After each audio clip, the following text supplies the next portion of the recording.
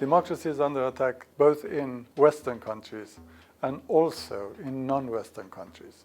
In Western countries, it is under attack from the growth of populism. In non-Western countries, of course, it is dictatorial approaches, it is authoritarianism.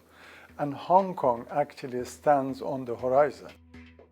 If Hong Kong loses, that will be a great loss to the growth of democracy in the entire world.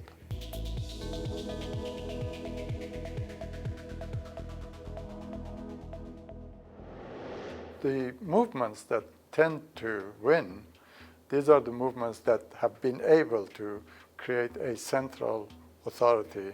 In Hong Kong, of course, we don't have that. So it is the responsibility of the international community to get into some kind of a dialogue with China and somehow go to the aid of the protesters, the peaceful protesters in Hong Kong. Belt and Road Initiative is an initiative through which China is lending very, very cheap loans to the countries that it chooses. China is portraying an image of itself that is supposedly benevolent, and it is like kind of peaceful. It is interested in the development aspects of those countries that are probably underdeveloped. And because it is portraying that image, it is actually going to be easier to discuss with China, to actually negotiate with China.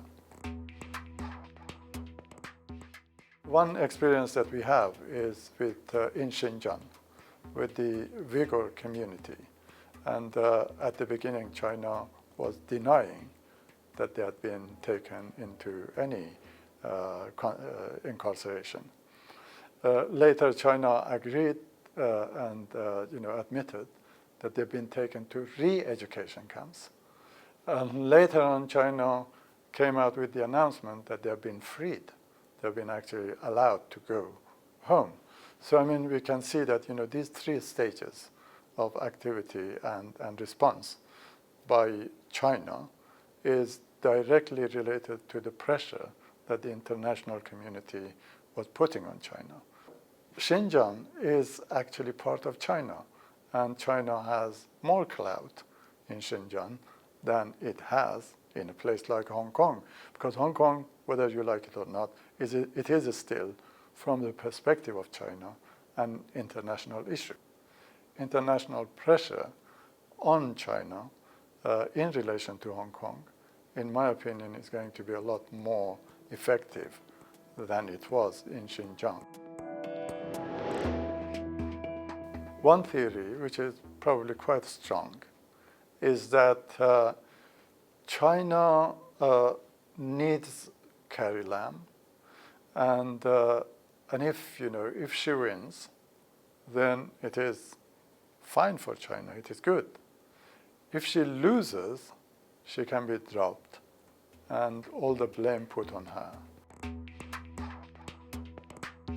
At the moment, it is unable to interfere. It all depends on the kind of reaction of the international community.